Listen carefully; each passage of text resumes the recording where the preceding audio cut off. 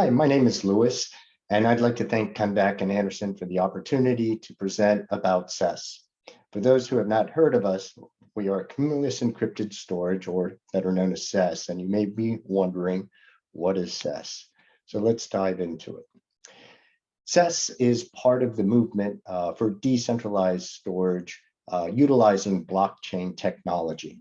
When we look at the industry challenges that are out there, and those existing pain points for the commercial use of decentralized storage, there are many weaknesses in the existing storage protocols which prevent them from being adopted for commercial applications.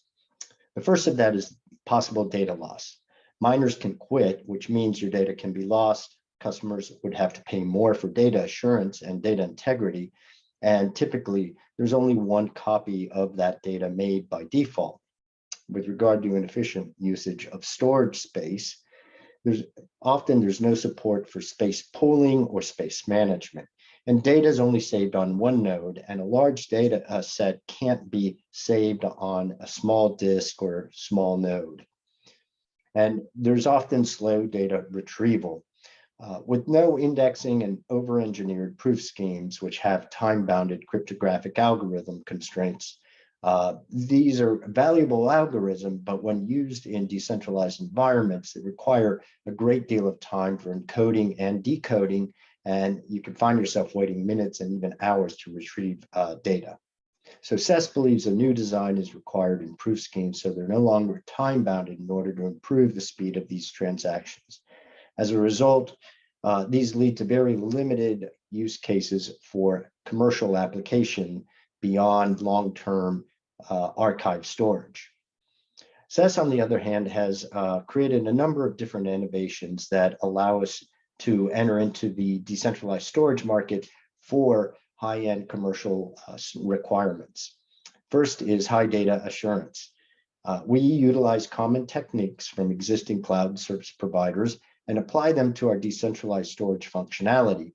And when users submit data to be stored in CESS, we replicate it in 3 copies, and that data is then processed by slicing it and encrypting it and storing all those copies across random nodes. The system will continue to verify data segments periodically to ensure the data has not been damaged or corrupted. And if for any reason data has been lost or corrupted, we can recover and restore it through our innovative mechanisms. Addressing storage space maximization, here a few technologies have been combined to maximize storage space efficiency. Data slicing, which we do by simply slicing data into blocks of the same size, which can then be stored in smaller storage spaces. CESS consensus miners are not only recording and maintaining a decentralized ledger of blockchain transactions, but they are also maintaining recording a ledger space usage of nodes across the network. As far as fast data retrieval, CESS is introducing a layer of indexing functionality by introducing 2 types of new miners into the space, cache miners and retrieval miners.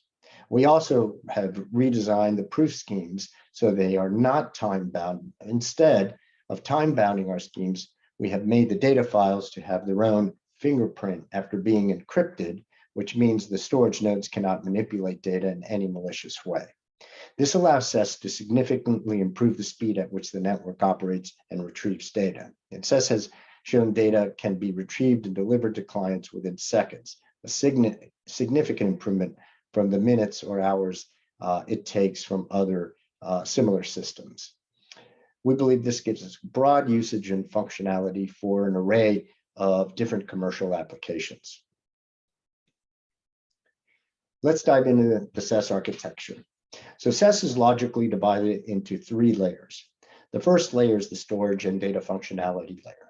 This includes data processing, data storage, data discovery, and so on. The second layer is the blockchain layer, which is based on Substrate. We have all the necessary blockchain components, as well as new enhancements and innovations in the incentivization mechanisms and the consensus algorithms. And the third layer is the application layer. We know many of the leading decentralized storage protocols are not doing very well at being able to support commercial applications.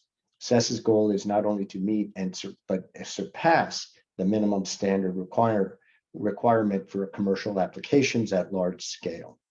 CESS seeks to push innovations of decentralized storage protocols to a tipping point for massive adoption by commercial applications beyond long-term archive storage. We focus on providing very good application layer with a vision of developing CESS into this broad ecosystem. These three layers combined become a full stack solution of decentralized technology offered by CESS. Let's focus on the different layers and components of CESS. The first bottom layer, of course, is blockchain layer, and the top is the application layer. So let's take a look a little closer at the storage and content delivered layers. In our system, we have 4 types of miners. They have their own jobs and their own rewards. The reason being we don't want supply and demand to be joined into one single role, and this, we believe, prevents nodes from acting in malicious ways. If we look at the storage miner, they are rewarded on providing the following proof schemes. Proof of data reduplication and recovery, which essentially tells the network how much space you're providing. Proof of space, which tells the network how long you have consecutively provided the storage space over a given period. Proof of available or useful space, which tells the network your current available space, which allows a consensus miner to have the overview of how space is being used across the network. Now let's look at the consensus miner, which is not only tasked with reaching a consensus, but they also take on a couple of other jobs. They take on all data requests and turn them into multiple copies, slice the data, encrypt it, and then deliver it to the storage nodes. Based on good credit score on behalf of the miner, some miners will be qualified to be randomly selected by the system to participate in the consensus finality of transactions. However, the consensus miners have the additional role of recording and scheduling space usage and space management, which allows for the pooling of resources across the entire network. In the content delivery layer, we have the cache miners and the retrieval miners who are also rewarded based on their tasks. Looking closer at space management and how CESS achieves this. Other systems are inefficient in the way they manage available space. For example, if you had a large data set and needed to be saved, let's say about 8 terabytes, and there are only 4 nodes available which have the following free storage capacities: 1 terabyte, 2 terabytes, 4 terabytes, and 8 terabytes. Node 4 in this case would be selected to save that large data set. And nodes 1 to 3 have very little space to offer as individuals, which means that they have a low opportunity to accept jobs and high data storage requirements. Unfortunately, there's no way for them to pull together all the available space in the network and be able to take on higher storage data requirements. Within CESS, the consensus miners are not only recording and maintaining a decentralized ledger of blockchain transactions, but they're also maintaining and recording ledger space usage of nodes across the entire network. This means the system can see the entire storage space availability of the network, which means it can then efficiently slice the data and deliver it to random storage nodes. Good analogy here is if you purchase a large quantity of food at the grocery store and brought it home and couldn't find it fitting in your refrigerator, you can then chop it up into smaller chunks into containers and more efficiently pack it in. Looking at some of the key technologies that we deliver, one is our proof of data reduplication and recovery. And this is where many of the mechanisms occur we just discussed, from making copies of it, guaranteeing data recovery, slicing the data, encrypting, and then distributing it through the storage nodes. With regard to random rotational selection, our consensus mechanism, this inspires open participation with fairness, as all nodes have equal capability of being able to handle small, medium, and large requirements. 11 nodes are randomly selected to be on duty for verifying consensus, and underperforming nodes are then replaced and credit ratings are lowered if necessary. With regard to our multi-format data rights confirmation, this allows multi-format data fingerprint extractions for various files, including text, photo, video, and other data formats. The data fingerprint information is stored in the blockchain through the smart contracts, and all those rights are confirmed for ownership with that data blood relationship map. With CESS proxy re-encryption, the mechanism is fairly straightforward. Users have a combination of public and private data, and they typically have their private data is encrypted. As they upload that data into CESS, the CESS environment then further encrypts each of those and slices those up for storage across the nodes. When that data is received or retrieved, the CESS mechanism will then decrypt that and pass that back to the users, and only authorized users can access private data via private keys. CESS interactions involved real-time pricing, which is dynamic across the entire environment. So as users and clients are looking to store data into the CESS environment, they typically inquire for pricing. That is provided dynamically and in real time. And then the users will upload their files, where CESS again goes through the process of slicing, encrypting, and moving that into the environment. While at the same time, the storage miners and others are continuing to work on the data through their consensus and proof mechanisms.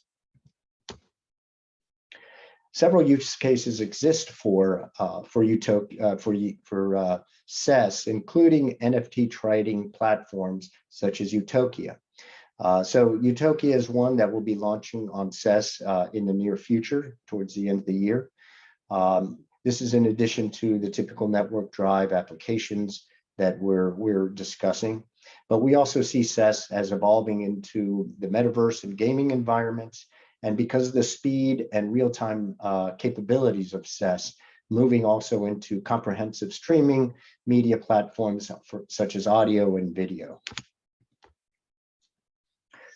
Again, taking a look at the roles of the different miners, one of the items to really stress here is that additional role that we provide for the consensus miners.